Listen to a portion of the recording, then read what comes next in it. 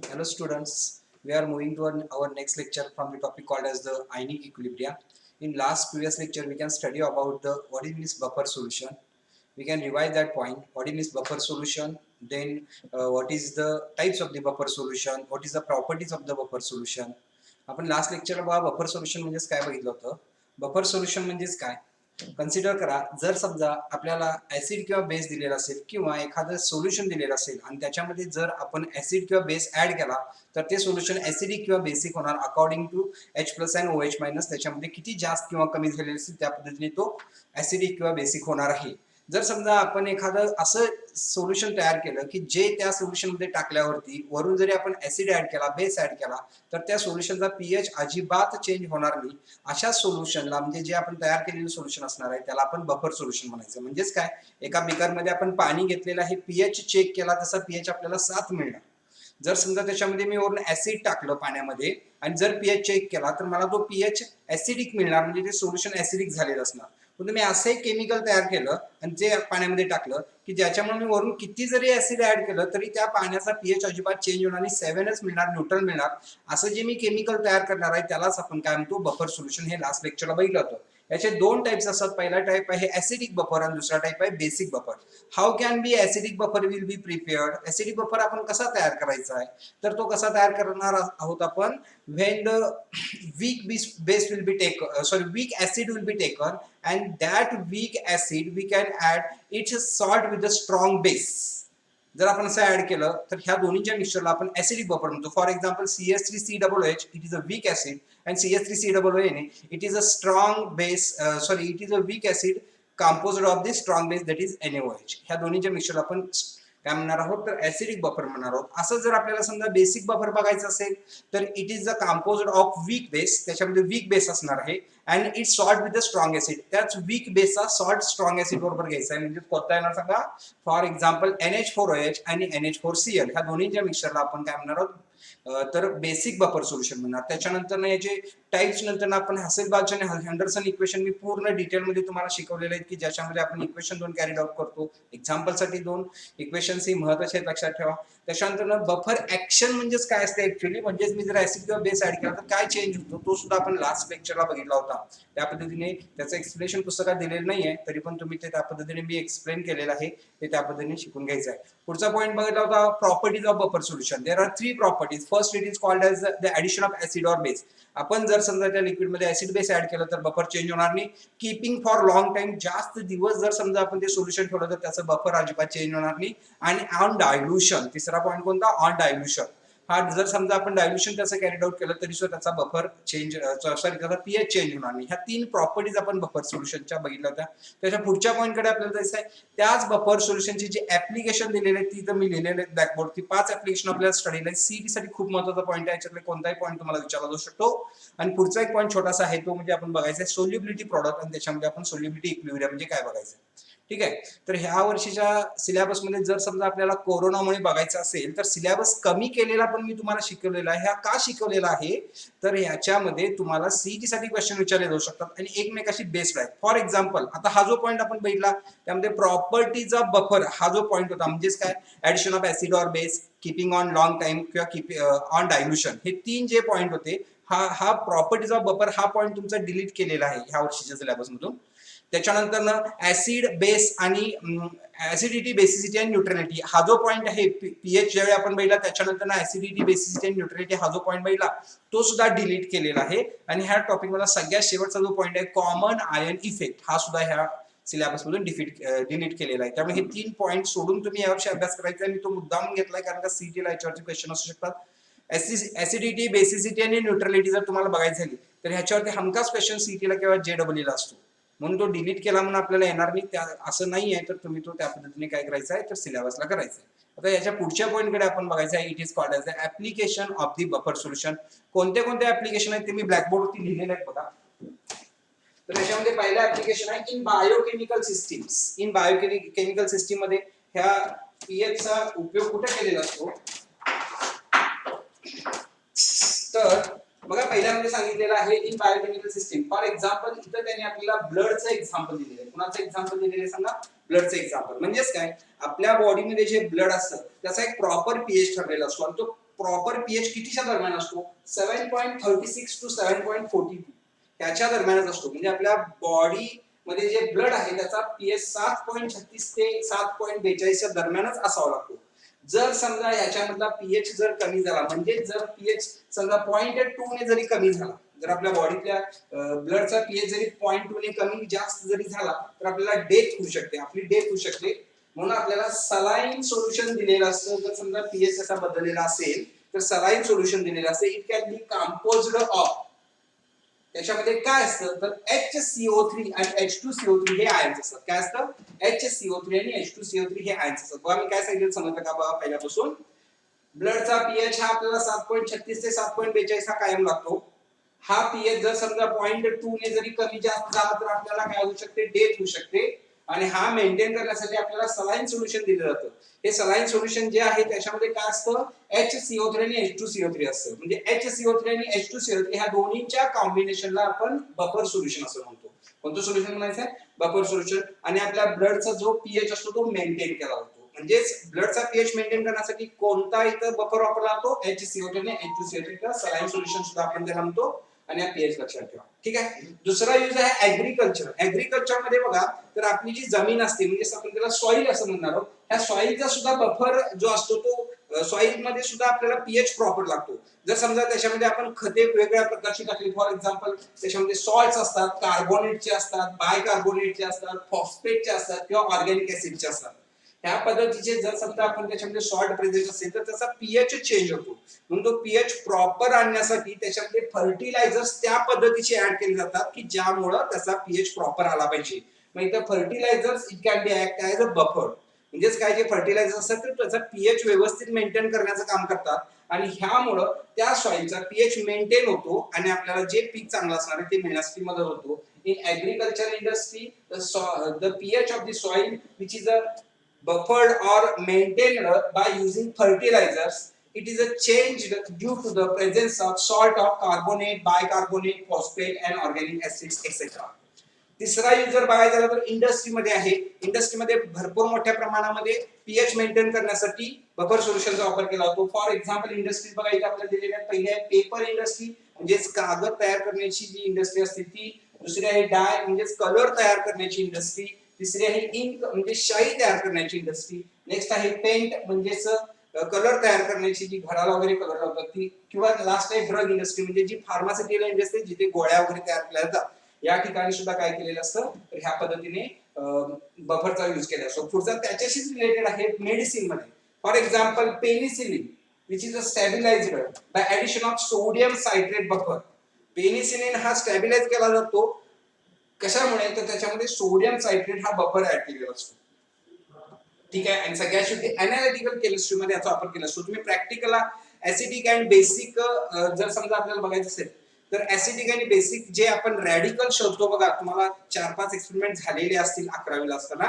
त्याच्यामध्ये तुम्ही group detection करत असता आणि ग्रुप डिटेक्शन मध्ये first group present, second group present, third A group present, third B group present, fourth present, fifth present आणि कोणताच आला नाही म्हणून सिक्स्थ ग्रुप प्रेझेंट असं आपण जे म्हणतो त्या ठिकाणी इथं त्याचा उपयोग केला असतो. त्याच्या इथं आपल्याला दिलेला बघा थर्ड जो ग्रुप आहे थर्ड ए याचा पीएच आपल्याला 8 ते 10 च्या दरम्यान लागतो. आणि हा पीएच मेंटेन करण्यासाठी आपल्याला NH4Cl आणि NH4OH चं सोल्युशन लागतं. जर समजा तुमच्याकडे हँडबुक वापरायचं असेल त्याच्यामध्ये उघडून जर बघितला तर त्याच्यामध्ये थर्ड ए ग्रुपची प्रेसिपिटेशन कधी मिळते ज्यावेळी आपण NH4Cl आणि NH4OH तुमच्या समोरच्या ब्रॅकेटमध्ये ठेवलेलं असतं सोल्युशन ते जर आपण ऍड केलं तर तिथे आपल्याला त्या पद्धतीने पीएच मिळालेला असतो. ठीक आहे. आणि ह्या पद्धतीने जर समजा आपण बघायचं झालं तर आपल्याला पीएच मेंटेन करण्यासाठी ह्या बफरचा उपयोग केला असतो. आता बघा ह्या सगळ्या पॉइंट मध्ये कोणते कोणते बफर वापरलेले तुम्हाला सीईटी ला विचारतील.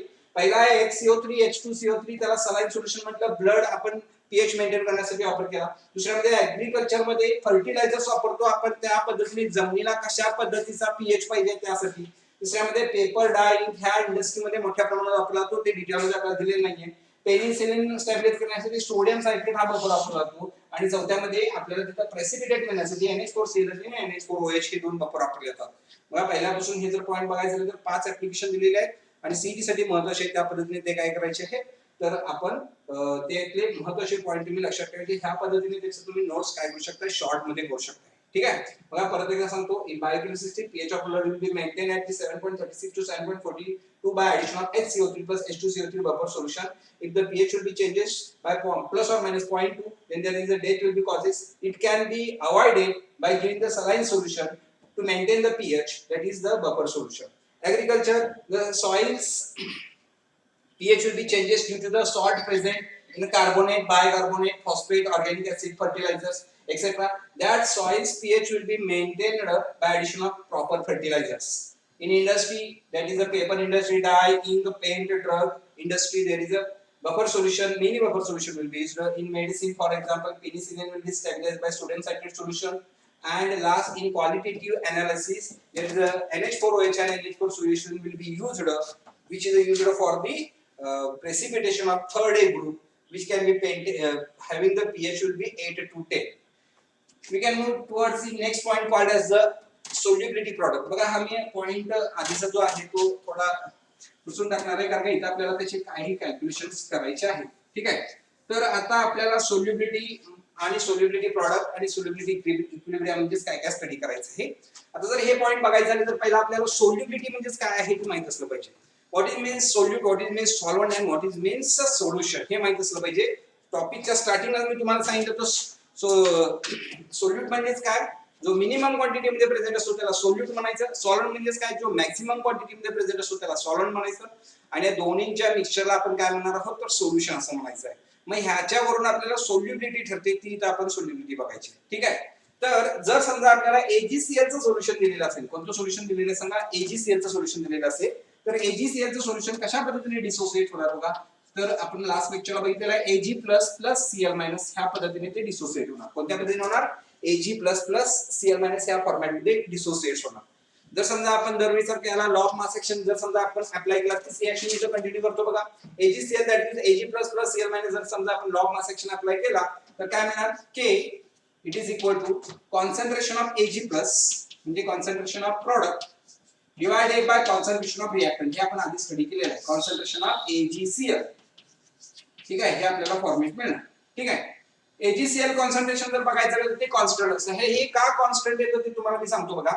तर हे का कॉन्स्टंट येतं, AgCl it is a strong electrolyte. AgCl जर आपण बघायचं झालं तर तो स्ट्रॉंग इलेक्ट्रोलाइट असतो. आणि हा जर स्ट्रॉंग इलेक्ट्रोलाइट असेल ना, तर हा जो स्ट्रॉंग इलेक्ट्रोलाइट जर पाण्यात डिझॉल्व केला तर तो कम्प्लिटली डिसोसिएट होणार. बघा लास्ट फर्स्ट लेक्चरला आपण बघितलं होतं टॉपिकच्या स्ट्रॉंग इलेक्ट्रोलाइट आणि वीक इलेक्ट्रोलाइट म्हणजेच काय. स्ट्रॉंग इलेक्ट्रोलाइट म्हणजेच काय, जर पाण्यामध्ये आपण डिझॉल्व केला तर कम्प्लिटली डिसोसिएट झाला तर त्याला स्ट्रॉंग इलेक्ट्रोलाइट म्हणायचा. आणि जर समजा पार्शियली डिसोसिएट झाला तर त्याला वीक इलेक्ट्रोलाइट म्हणायचा. AgCl हा जर समजा आपण घेतला, एक बीकर घेतलेला आहे समजा, consider here will be beaker will be taken. अशा पद्धतीचा एक बीकर घेतलेला आहे, पाणी घेतलेलं आहे. ठीक आहे, वॉटर घेतलेलं आहे. आणि याच्यामध्ये आपण काय ऍड केलेलं आहे सांगा, तर ह्या बीकर मध्ये आपण maximum quantity of AgCl add केली आहे, जास्तीत जास्त AgCl ऍड केलेलं आहे. मग काय होणार, तर त्याचं सॅच्युरेटेड सोल्युशन केलेलं आहे. सॅच्युरेटेड सोल्युशन म्हणजे काय, समजा मी एक बीकर घेतलेला आहे किंवा एक ग्लास घेतलेला आहे, अर्धाच ग्लास पाणी भरून घेतलेला आहे आणि 10 चमचे साखर टाकली, तर ते सॅच्युरेटेड सोल्युशन झालं. सॅच्युरेटेड याचा काय, मी आणखी जर 1 चमचा साखर ऍड केली वरून तर ती डिझॉल्व्ह होत नाही. यालाच म्हणायचं सॅच्युरेटेड सोल्युशन असं म्हणायचं. कोणतं सोल्युशन म्हणायचं, सॅच्युरेटेड सोल्युशन. सॅच्युरेटेड सोल्युशन म्हणजे काय, की आपण एक्स्ट्राचा आणि जर समजा वरून सोल्युशन ऍड करायचं म्हटलं तर ते डिझॉल्व्ह होत नाही, त्याला आपण म्हणतो सॅच्युरेटेड सोल्युशन असं म्हणायचं. असंच AgCl चं सॅच्युरेटेड सोल्युशन तयार झालं असेल, घेतलं असेल, याचा अर्थ काय होणार सांगा, तर याच्यामध्ये काय झालेलं असणार, तळाशी AgCl सॉलिड फॉर्म मध्ये प्रेझेंट असणार आहे. बघा रेड कलर मध्ये मी दाखवलेलं दिसणार आहे, बघा AgCl सॉलिड फॉर्म मध्ये तयार झाले असणार आहे. आणि Ag+Cl- चे आयन्स असे वरती फ्लोट झालेले असणार आहे. हे AgCl डिझॉल्व्ह होणार नाही. का होणार नाही, कारण आपण जास्त प्रमाणात ऍड केलेले आहे, त्यामुळे डिझॉल्व्ह होणार नाही. ठीक आहे. मग ह्या दोन्हींच्यामध्ये एक इक्विलिब्रियम इस्टॅब्लिश होतो. कोणामध्ये सांगा, तर ह्या तयार झालेल्या Ag+ आणि Cl- आयन्स मध्ये, आणि जो सॉलिड तळाशी AgCl जो मॉलिक्यूल आहे त्याच्याशी दोन्हींच्या मध्ये इक्विलिब्रियम तयार होतो, आणि त्यालाच आपण म्हणायचं आहे सोल्युबिलिटी इक्विलिब्रियम म्हणायचं. काय म्हणायचं सांगा, सोल्युबिलिटी इक्विलिब्रियम. काय समजलं का बघा, मी परत एकदा सांगतो. काय केलं, एक बीकर घेतलेला आहे, पाणी घेतलेलं आहे, जास्त क्वांटिटी आपण AgCl ची ऍड केली. कोणाची जास्त क्वांटिटी ऍड केली, AgCl ची ऍड केली. जास्त क्वांटिटी ऍड केल्यामुळे थोडा AgCl डिझॉल्व्ह होणार, जेवढा व्हायचं तेवढा, न झालेला तळाशी जाऊन बसणार. मग तळाशी जो बसलेला असणार आहे तो सॉलिड फॉर्म मध्ये असणार, आणि जे त्याचे आयन्स तयार झालेले असणार ते ॲक्वियस फॉर्म मध्ये ह्या पाण्यामध्ये कुठे ना कुठे फिरत असणार आहे. ह्या आयन्स मध्ये आणि ह्या कशामध्ये सांगा तर सॉलिड फॉर्म मध्ये एक काय होतो इक्विलिब्रियम तयार होतो, त्यालाच आपण काय म्हणायचं आहे सोल्युबिलिटी इक्विलिब्रियम म्हणायचं. ठीक आहे. हा जो AgCl घेतलेला असतो त्याचं कॉन्सन्ट्रेशन हे कॉन्स्टंट असतं. हे जे AgCl घेतलेलं आहे त्याचं कॉन्सन्ट्रेशन काय असतं सांगा कॉन्स्टंट असतं. त्यामुळे ही डिनॉमिनेटरच्या आपण कॉन्स्टंट घेऊ शकतो. K is equal to concentration of Ag plus into concentration of Cl minus आणि जो डिनॉमिनेटरला असणार आहे तो एक कॉन्स्टंट मी कन्सिडर केला K डॅश.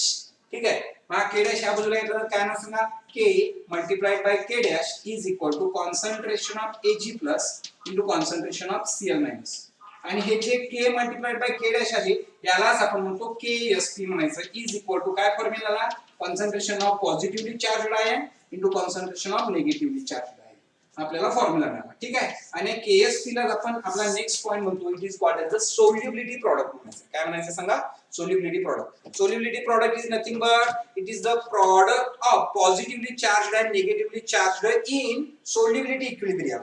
या सोल्युबिलिटी इक्विलिब्रियम ज्यावेळी तयार झालेला असणार आहे त्यावेळी त्या Ag प्लस आणि Cl मायनस आयन्स दोन्हींच्या मल्टिप्लिकेशन मुळे म्हणजे प्रॉडक्ट मुळे जी व्हॅल्यू मिळते त्यालाच आपण KSP म्हणतो. त्यालाच म्हणायचं सोल्युबिलिटी प्रॉडक्ट्स असं म्हणायचं. काय म्हणायचं सांगा सोल्युबिलिटी प्रॉडक्ट. समजलं का बघा सोल्युबिलिटी प्रॉडक्ट म्हणजे काय. ह्याच्यामध्ये फक्त तुम्ही काय करायचं आहे पॉझिटिव्हली चार्ज आणि निगेटिव्हली चार्ज ह्या दोन्ही आयन्सचं मल्टिप्लिकेशन करायचं आहे. जे तुम्हाला फॉर्म्युला मिळणार आहे it is nothing but KSP. ठीक आहे. जनरली जर आपल्याला लिहायचं झालं तर मी ते फॉर्म्युला लिहिलेला बघा हा आपल्याला पूर्ण करायचा आहे. BXAY घेतलेला आहे हा घेतलेला आहे. जर मॉलिक्यूल मला BXAY दिलेला असेल ठीक आहे तर ह्याचं डिसोसिएशन मला कसं मिळणार सांगा. ही खूप महत्त्वाची टर्म आहे तुम्हाला 12वीला भरपूर टॉपिक मध्ये लागणार त्यामुळे सगळ्यांनी व्यवस्थित लक्ष देऊन समजावून घ्यायचं. BXAY म्हणजे काय तर B चे X एवढे ऍटम्स आहेत A चे Y एवढे ऍटम्स आहेत. मग आता ह्या दोन्हींची जर समजा आपल्याला काय करायची असेल तर रिएक्शन पूर्ण करायची असेल तर मी B आहे तसा लिहितो हा पॉझिटिव्हली चार्ज आहे A आहे तसा लिहितो हा निगेटिव्हली चार्ज आहे. आता बी चे पॉझिटिव्ह चार्ज किती तयार होतात तर हे Y एवढे होतात. तुम्ही मी तर डोक्यावरती लिहितो Y प्लस समजलं का बघा इथं प्लस मध्ये साइन होणार. ठीक आहे. आता बी चे किती आयटम्स तयार होणार X एवढे होणार कारण का त्याच्या खाली X लिहिलेलं आहे. बी चे किती आयटम्स तयार होतात X एवढे कारण का त्याचे इथं खाली X लिहिलेलं आहे. तसं A चे किती आयटम्स तयार होणार Y एवढे होणार कारण का त्याच्या खाली Y लिहिलेलं आहे. आणि याच्या डोक्यावरती ह्याच्या एवढे आयन्स असणार म्हणजेच काय नसणार X मायनस आहे. काय ना X मायनस. बघा रिएक्शन समजली का BXAY that gives XB raised to Y plus YA raised to X minus. Simple आहे. ह्याच्या आधी हे लिहायचं बघा लिहिलेलं आहे आणि ह्याच्या डोक्यावर हे लिहायचं. ह्याच्या डोक्यावर काय लिहिणार हे लिहिणार आणि त्याला पॉझिटिव्ह साइन द्यायचं. बघा B च्या आधी काय लिहिला X आणि त्याच्या डोक्यावर लिहिला Y प्लस. तसंच AY ला काय लिहिणार A च्या आधी लिहायचं Y Y ने स्टार्ट केलं A लिहिलं आणि ह्याच्या डोक्यावर ह्याचे आयन्स लिहायचे म्हणजेच X मायनस. ही आपल्याला रिएक्शन मिळाली. ही जनरल रिएक्शन होती. समजलं का बघा या सगळ्या एक्झाम्पल आपल्याला खाली दिलेले आहेत ना हे सगळे बघायचे. ठीक आहे. आता याच्यामध्ये जर आपण समजा लॉ ऑफ मास ऍक्शन केला किंवा KSP ची व्हॅल्यू डायरेक्ट लिहूया आपण. KSB इज नथिंग बट काय नाव सांगा पॉझिटिव्ह पार्टिकल घ्या पहिला कोणता आहे BY प्लस त्याचं कॉन्सन्ट्रेशन. ठीक आहे मी असं लिहितो आणि रेस्ट टू X हे X कुठून आलं असेल तर हे X समजाले का बघा हे X इथं आलं. ठीक आहे इनटू AX मायनस. ठीक आहे रेस्ट टू मात्र Y हे Y कुठला आहे बघा हे Y समजायला का बघा Y इथलं इथं आलं X इथलं इथं आलं. हा फॉर्म्युला आपल्याला तयार झाला. सेम फॉर्म्युला इथं आपण तयार केला होता KSP Ag plus BY plus. आता ह्या Ag च्या इथं 1 होतं बघा ह्या रिएक्शन मध्ये बघितला तर ह्या Ag ची इथं 1 आहे म्हणून मी डोक्यावरती इथं 1च लिहिलेलं आहे. ह्या Cl च्या आधी 1 होतं म्हणून याच्या डोक्यावरती सुद्धा मी 1च लिहिलेलं आहे. याचा अर्थ काय दोन्हीच्या डोक्यावरती 1 1 आहे प्रेझेंट. तसं इथं मात्र X एवढे ऍटम्स आहेत ते 0 1 2 0 सोडून 1 2 3 4 किती पण असू शकतात म्हणून मी X लिहिलेला आहे. तसंच Y किती ऍटम्स असू शकतात 1 2 3 4 किती पण म्हणून इथं मी Y हे लिहिलेलं आहे. मग ह्या पद्धतीने आपल्याला ह्या रिएक्शन पूर्ण करायचे आहे. बघा समजलं का पॉइंट परत एकदा एक्सप्लेन करतो. Solubility and solubility product consider strong electrode AgCl dissociates at Ag plus plus Cl minus. Applying law of mass action K is equal to Ag plus Cl minus divided by AgCl. K is equal to concentration of Ag plus concentration of Cl minus divided K dash. कारण याचं concentration equilibrium ला constant असतं. K multiplied by K dash ह्यालाच आपण एक constant म्हणायचा KSP. हा KSP घेतला पॉझिटिव्ह पार्टिकलचे आयन्स निगेटिव्ह पार्टिकलचे आयन दोघांचं मल्टिप्लिकेशन करायचं ह्यालाच आपण KSP म्हणतो. काय म्हणायचं KSP. General formula BXAY XBY plus YAX minus. तुम्ही मुलांना काय करायचं आहे तर BXAY इज इक्वल टू हा फॉर्म्युलाचा हा तोडपाठ करायचा.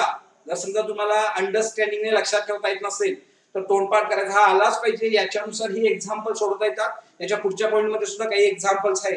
Relation between solubility and solubility product हा पॉईंट जर बघायचा झाला तर त्याच्यामध्ये सुद्धा हाच फॉर्म्युला लागतो आणि हा खूप महत्वाचा आहे. त्यामुळे हा जो रिॲक्शन आहे पाठ करायची. मी सिंपली तुम्हाला कसं लक्षात ठेवायचं ते सांगितलेलं आहे. कसं लक्षात ठेवणार सांगा. तर BXAY जर आपल्याला फॉर्म्युला दिलेला असेल तर या B च्या आधी X घ्यायचं, म्हणजे याचे जेवढे ऍटम्स आहेत तेवढे B च्या आधी घ्यायचे, म्हणून B च्या आधी X लिहिलं. बघा मी परत जर तुम्हाला ते एक्सप्लेन करून दाखवतो पॉईंट. काय ना सांगा.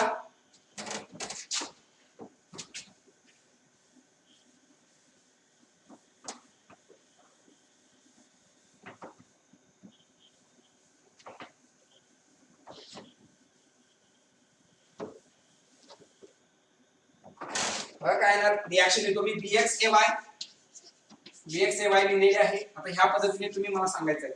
पहिला हा रॅडिकल या B, दुसरा हा रॅडिकल या A, दोन्हींच्या मध्ये प्लस येणार, एवढं ते सगळ्यांना जमतं. ठीक आहे. पुढे काय करणार, ह्याचे जेवढे ऍटम्स आहेत तेवढे B च्या आधी लिहा. B चे किती ऍटम्स आहेत सांगा. X आहेत म्हणून मी X लिहिलं. तसेच A चे किती ऍटम्स आहेत Y आहेत म्हणून मी तो Y लिहितो. ठीक आहे. आता B च्या डोक्यावरती काय लिहिणार, तर A चे जेवढे ऍटम्स असतात ना ते B च्या डोक्यावर लिहायचे म्हणून मी ते लिहिलं Y. आणि A चे केवढे ऍटम्स असतात, B चे केवढे ऍटम्स असतात तेवढे A च्या डोक्यावर लिहायचे, म्हणजे इथला X. पहिला असतो तो पॉझिटिव्ह असतो म्हणून पॉझिटिव्ह लिहायचं, दुसरा असतो तो निगेटिव्ह असतो म्हणून निगेटिव्ह लिहायचं. म्हणजे ते त्याच्या ह्याच्यावरती डिपेंड असतं की तो पॉझिटिव्ह लिहायचा का निगेटिव्ह. हा आपला फॉर्म्युला. ठीक आहे. आता याच्यामध्ये जर बघायचं झालं तर आपल्याला मी पहिला एक्झाम्पल घेतो. BaSO4 तिथं दिलेलं आहे. First example BaSO4. आपल्याला काय करायचंय सांगा. तर ह्याची रिॲक्शन पूर्ण करायची आहे आणि KSP ची व्हॅल्यू द्यायची आहे. तर ठीक आहे. तर काय येणार सांगा. BaSO4 अशी रिॲक्शन तयार करायची. आता तुम्ही म्हणाल तर Ba च्या खाली एकच आहे म्हणजे X ची व्हॅल्यू 1 येणार, अजिबात नाही. ठीक आहे. SO4 हा पूर्ण मॉलिक्यूल आहे. SO4 हा ऍटम आहे, त्याच्या खाली 4 आहे. ठीक आहे. मात्र जर समजा आपण व्हॅलन्सी बघितली आणि त्याच्यामध्ये किती नंबर ऑफ इलेक्ट्रॉन्स असतात जर बघितलं तर Ba चे कधी सुद्धा Ba2+ रॅडिकल तयार होतात. कोणते तयार होतात सांगा. Ba2+. म्हणून इथं तयार होताना कधी सुद्धा काय करणार, Ba2+ तयार होणार. काय करणार, Ba2+. तसंच SO4 चे किती तयार होणार सांगा. इथं 2+ झालं तर SO4 चे 2- तयार होतात. किती तयार होतं, SO4 चे 2-. आता मला सांगा वो X ची व्हॅल्यू किती आली, 1. Y ची व्हॅल्यू किती आली, 1. ठीक आहे. आता याच्यामध्ये सबस्टिट्यूट केला फॉर्म्युला मध्ये सांगा काय ना, KSP is equal to Ba2+ concentration of Ba2+ into concentration of SO4 2-. ठीक आहे. आणि दोन्हींच्या डोक्यावरती 1 1 येणार कारण का X is equal to 1, Y is equal to 1 आहे. बघा समजलं का. एक्झाम्पल परत एकदा तुम्ही हा पॉइंट बघा आणि तुम्हाला सांगताय. ठीक आहे. CF2 चं काय येणार सांगा. तर CF2 दॅट यूज. आता जर समजा आपण तसंच बघितलं कॅल्शियमच्या व्हॅलन्सी वरून किंवा त्याच्यात असलेले इलेक्ट्रॉन वरून कॅल्शियमचे 2 कधी आयन्स तयार होतात म्हणून इथे काय येणार, Ca2+ येणार. काय येणार, Ca2+. ठीक आहे. मात्र फ्लोरीनचा एकच आयन तयार होतो म्हणून याचे येणार F-. समजलं बाबा. ह्याच्या डोक्यावरती 2+ आलं, ह्याच्या डोक्यावरती 1- आलं. आता दोन्हींची बेरीज केला तर हा मॉलिक्यूल तयार होत नाही कारण का फ्लोरीनचे 2 ऍटम्स आहेत. इथं मात्र फ्लोरीनचा एकच दिला आहे म्हणून ह्याच्या आधी 2 यायला पाहिजे. रेडॉक्स रिएक्शन टॉपिक मध्ये शिकलेला आठवतं का लास्ट इयरला कशी रिएक्शन बॅलन्स करायची. Ca2+ + 2F- ही रिएक्शन आहे. बघा ह्याच्या डोक्यावरती 2+ चार्ज आहे, ह्याच्या डोक्यावरती -1 चार्ज आहे. मात्र त्याला 2 न गुणला तुम्ही 2+ चार्ज आणि 2- चार्ज दोन्हींची बेरीज केला 2+, 2- 0 मिळेल. हे कधीच 0 यायला पाहिजे. बघा 2+, 2- 0 येतं. 2+ आणि हे 2 मल्टिप्लाइड बाय मायनस 2- केला की 0 येणार. ठीक आहे. मग हे जर मिळालं तर KSP ची व्हॅल्यू लिहायला अवघड नाहीये. KSP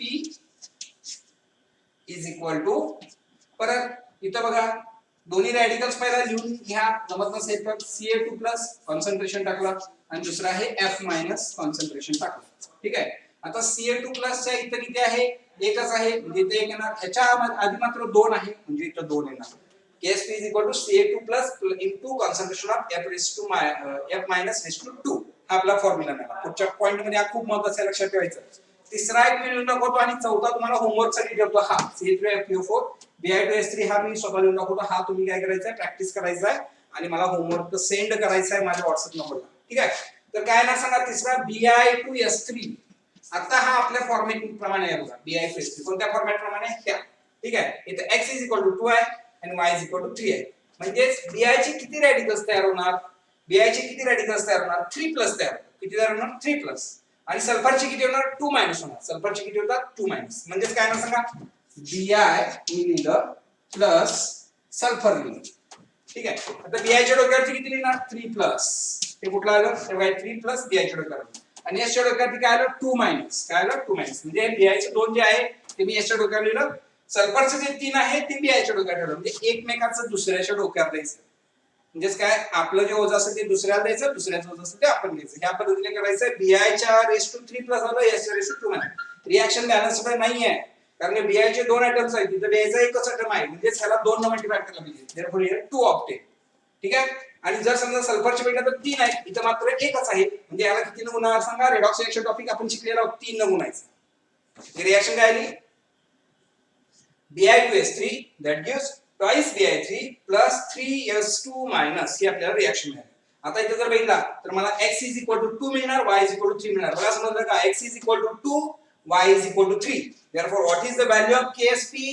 KSP that is solubility product is nothing but पहिला radical Bi2 3 plus square bracket मध्ये म्हणजे कॉन्सन्ट्रेशन आणि दुसरा काय S2 minus ब्रॅकेट मध्ये. ठीक आहे. Bi च्या डोक्यावरती किती लिहिणार का 2 लिहायचं Bi2 आणि सल्फरच्या डोक्यावरती किती लिहिणार 3 लिहायचं. किती लिहायचं 3.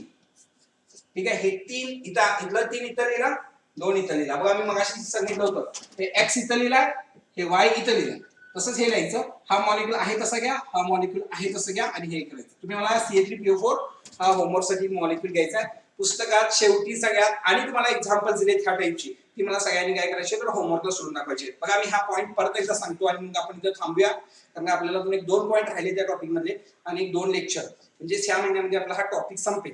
ठीक आहे. काही शंका असतील तर विचारा. बघा सोल्युबिलिटी इक्विलिब्रिया हा काय पॉईंट आपल्याला महत्त्वाचा नाही मात्र हे जे आपण आता बघितलेले आहेत ना एक्झाम्पल सोडवले हे सगळे महत्त्वाचे आणि ते त्या पद्धतीने तुम्ही काय करायचे सांगा तर सोडवायचे. BXAY कसं लिहिणार परत एकदा बघा कसं लिहिणार BXAY कसं लिहिणार सांगा हे. ठीक आहे. कसं लिहायचं पहिला B लिहायचा आहे तसा दुसरा A लिहायचा आहे तसा एवढं समजलं. ठीक आहे. B चे x एवढे ऍटम आहेत म्हणून x हे आधी यायला पाहिजे A चे y एवढे ऍटम्स आहेत म्हणून y नंतर घ्यायचं. आता हे B च्या डोक्यावर ह्याचं वजन द्यायचं म्हणजेच y प्लस आणि A च्या डोक्यावर A च्या डोक्यावर B चं वजन द्यायचं x मायनस ही झाली आपली रिएक्शन. मग अशा पद्धतीने हे करत जायचं. कुठला प्रॉब्लेम येतो तुम्हाला अशा पद्धतीचे ऍटम्स दिले इथं एक एक आहे म्हणून तुम्ही एक एक लिहिताय मात्र हे मॉलिक्यूल्स तुम्ही पाठच करून घ्यायचे. बेरियमला Ba2+ येतं कधी पण कॅल्शियमला Ca2+ येतं मात्र F ला -1 येतं हे त्याच्या व्हॅलन्सी वरती ठरतं आणि परीक्षेला तुम्हाला कोणते एक्झाम्पल्स विचारले की पुस्तकात तुम्ही सोडवलेले आहेत किंवा एक्स्ट्रा ऍडिशनल तुम्ही जे जर पुस्तकं यूज केला तर त्या पद्धतीने त्याच्यात जी दिली असेल तीच तुम्ही इथं पाठ करून द्यायची. त्यातलंच असतं एक्झाम्पल एकदम अवघड कुठलं बाहेरचं विचारत नाहीत असेल तर ते तुम्हाला व्हॅलन्सीशी रिलेटेड असतं. फॉर एक्झाम्पल तुम्हाला 1 ते 20 पर्यंतचे ॲटॉमिक नंबर्स माहित असतात मग याच्यामध्ये तुम्हाला फॉस्फरस एखाद्या वेळेस ऍड करतील मग फॉस्फरसचा ॲटॉमिक नंबर किती त्याच्या शेवटच्या शेलमध्ये किती इलेक्ट्रॉन असतात आणि त्याच्यापासून त्याचे कोणते आयन्स तयार होतात ह्या गोष्टी तुम्हाला सगळ्या माहित असल्या पाहिजे जर समजा JEE नीटला त्या पद्धतीने मार्क चांगले मिळायचे असतील. आता CaF2 ह्या पद्धतीने इथं आपली एक्झाम्पल सोपा असा Bi च्या डोक्यावरती 3 येणार सल्फरच्या डोक्यावरती 2 येणार म्हणजे एकमेकाचे जे खाली आहे ते एकमेकाच्या डोक्यावर देतात. Bi3 plus S2 minus 2Bi3 plus 3S2 minus ह्या पद्धतीने मिळणार. ह्या पद्धतीने हे 2 इथं लिहायचं हे 3 इथं लिहायचं आणि दोन्ही ब्रॅकेट मध्ये लिहून टाकायचे. ह्यालाच म्हणायचं आहे नथिंग बट सोल्युबिलिटी प्रॉडक्ट. काय म्हणणार होतं आपण सांगा सोल्युबिलिटी प्रॉडक्ट. आणि ह्याच्या पुढच्या पॉईंट मध्ये आपल्याला बघायचं आहे relation between the solubility and solubility product. त्या आताच्या लेक्चर पर्यंत तुम्हाला काय असणार आहे सांगा तर पॉईंट परीक्षेला असणार आहे कमीत कमी ऍप्लिकेशन ऑफ बफर हा जो मगाशी पॉईंट बघितला इथपर्यंतचा उद्याच्या आजच्या जी टेस्ट तुमची आजची आहे त्या टेस्टला हा ऍप्लिकेशन ऑफ बफर पर्यंतचा पॉईंट तुम्हाला असणार आहे. याच्या पुढचं काय मी परीक्षेला ठेवलेलं नाहीये कारण आपला टॉपिक पूर्ण झालेला नाही जेवढा पूर्ण झालेला असेल त्या पद्धतीने बघा. ठीक आहे. तर काय करायचं आहे आपण इथं थांबूया.